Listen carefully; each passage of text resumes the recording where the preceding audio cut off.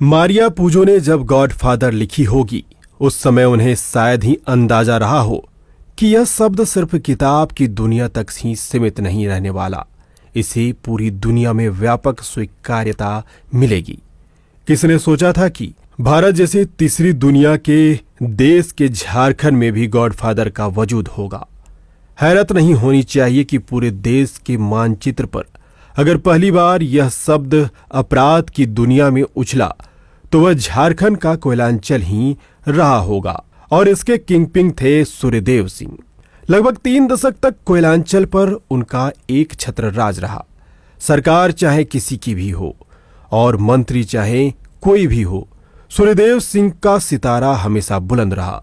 उत्तर प्रदेश के बलिया से आकर एक साधारण कोयला मजदूर का काम करने वाले सूर्यदेव सिंह ने कोयला मजदूरों की ट्रेड यूनियन की अगुवाई कर इतनी शोहरत हासिल की कि धनबाद की धरती पर पत्ता भी उनकी मर्जी के बिना नहीं हिलता था।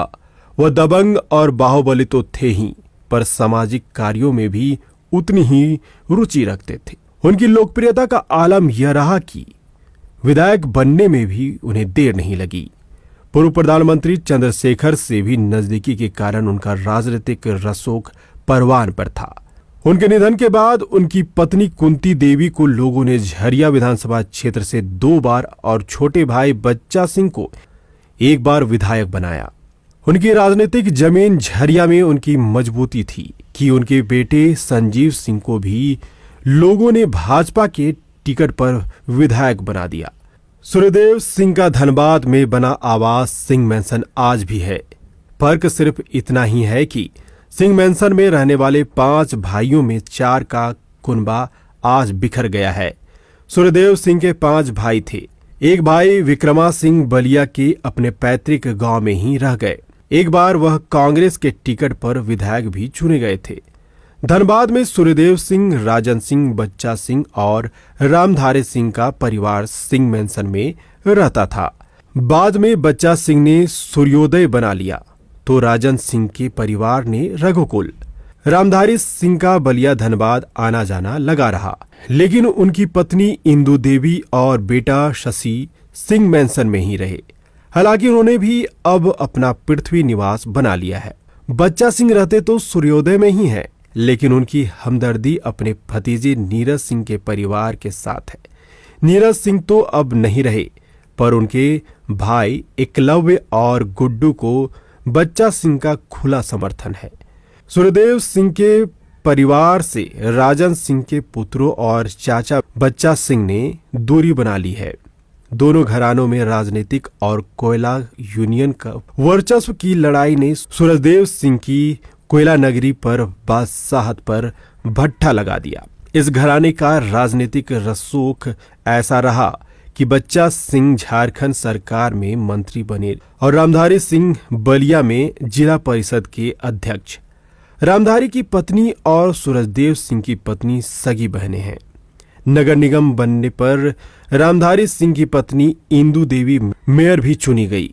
इसके बाद मेयर का पद आरक्षित हो जाने के कारण उन्होंने चुनाव नहीं लड़ा। अलबत्ता इसी घराने के एकलव्य सिंह डिप्टी मेयर जरूर बने। एकलव्य के बड़े भाई नीरज सिंह भी डिप्टी मेयर रह चुके थे। राजनीति और रंगदारी में रसूख का जो सिलसिला सूर्यदेव सिंह ने शुरू किया था वह चल तो रहा है, लेकिन कभी साथ रहे सिंह मैंसन और रघुकुल की आपसी तनातनी के कारण रंगदारी का रुआब अब समाप्त प्राय है।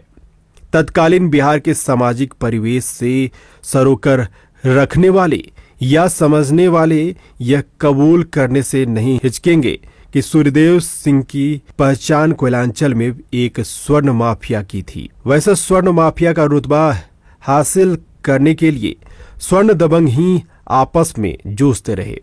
हत्याओं का लंबा सिलसिला चला। करीब आधे दर्जन राजपूत बिरादरी के दबंग मारे गए। वर्चस्व कायम रखने में सूर्यदेव सिंह का ही घराना कामयाब रहा, लेकिन उनकी मौत के बाद उनका बड़ा बेटा राजीव रंजन लापता हुआ तो आज तक उसका कोई सुराग नहीं मिला। हालांकि कोर्ट ने भी उसे अब मृत मान लिया है।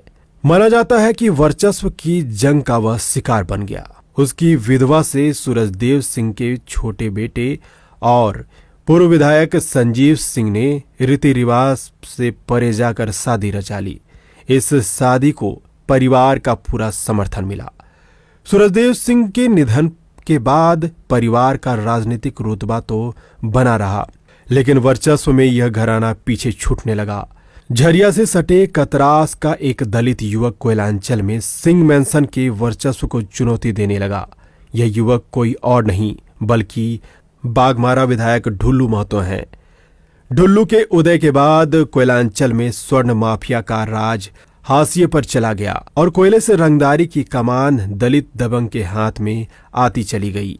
ढुल्लू महतो के उदय और आगे बढ़ने की कहानी बेहद दिलचस्प है। ढुल्लू ने 2 दशक पहले अपने हम उम्र बेरोजगारों की एक बड़ी फौज टाइगर फोर्स के रूप में खड़ी की। जानकार बताते हैं कि टाइगर फोर्स में करीब 5000 सदस्य हैं। कोयले के खनन के लिए जब आउटसोर्सिंग कंपनी इस इलाके में आई तो उनकी कमियों को लेकर ढुल्लू ने टाइगर फोर्स के जरिए विरोध करना शुरू किया। बिना व्यवधान काम करने की चाह में कंपनी ढुल्लू के दबाव में आने लगी। इसका फायदा ढुल्लू ने उठाया। उन्होंने अपने लोगों को इन कंपनियों में काम पर लगवा दिया। टाइगर फोर्स के जवानों को आउटसोर्सिंग कंपनियों में काम मिलने लगा। इसके साथ ही जनता के सवाल पर आंदोलन और विरोध का हथियार ढुल्लू ने टाइगर फोर्स को बनाया। ढुल्लू की लोकप्रियता यहीं से बढ़ने लगी। 2009 के विधानसभा चुनाव में भाजपा से अलग होकर झारखंड विकास मोर्चा बनाने वाले बाबूलाल मरांडी के साथ ढुल्लू हो गए। उन्होंने झाविमो के टिकट पर चुनाव लड़ा और जीत गए। इस बीच राज्य में जो भी सरकारें बनी उनका रुख ढुल्लू महतो के प्रति हमेशा सख्त ही रहा। इसका नतीजा हुआ कि ढुल्लू की लगभग सारी गतिविधियां सरकारी काम में बाधा पैदा करने के लिए घेरे में आ गई। उनके खिलाफ 10 मामले दर्ज हो गए। एक मामले में तो 9 महीने तक उन्हें जेल में भी रहना पड़ा। आगे बात और बिगड़े। इससे पहले ही 2014 का विधानसभा चुनाव ढुल्लू के लिए वरदान बनकर आया। उन्होंने भाजपा का दामन थाम लिया। राज्य में सरकार बनने के लिए ललायित भाजपा ने उनकी पृष्ठभूमि को दरकिनार कर दिया। विपक्ष के तमाम विरोध और ढुल्लू की दबंग छवि को मुद्दा बनाकर हराने की विरोधियों की कोशिश फिर नाकाम हो गई। ढुल्लू भाजपा के टिकट पर एक बार फिर विधानसभा पहुंच गए। इसी बीच उनके खिलाफ दर्ज कुछ मामलों में कोर्ट में ट्रायल शुरू हो गया तो कुछ की जांच ही चल रही थी।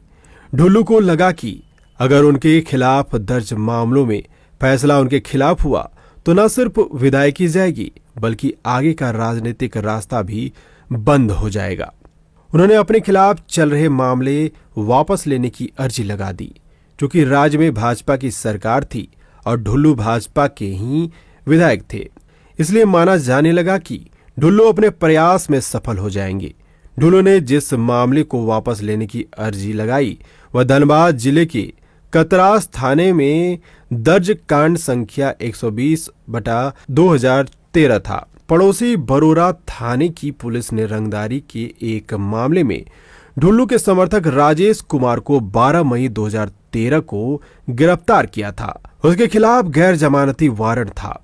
आरोप लगा कि राजेश की गिरफ्तारी की सूचना मिलने पर ढुल्लू महतो ने अपने 30-40 समर्थकों के साथ पुलिस दल पर हमला बोल दिया था। पुलिस वालों की वर्दी फाड़ दी और जबरन राजेश को पुलिस की जीप से उतार ले गए। इस घटना के बाद ढुल्लू महतो फरार हो गए। उन्होंने हाईकोर्ट में अग्रिम जमानत की अर्जी लगाई जो नामंजूर हो गई।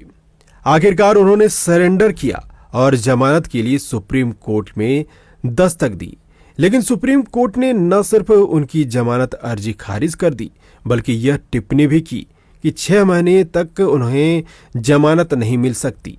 इसके बाद 9 महीने तक ढुल्लू को जेल में ही रहना पड़ा।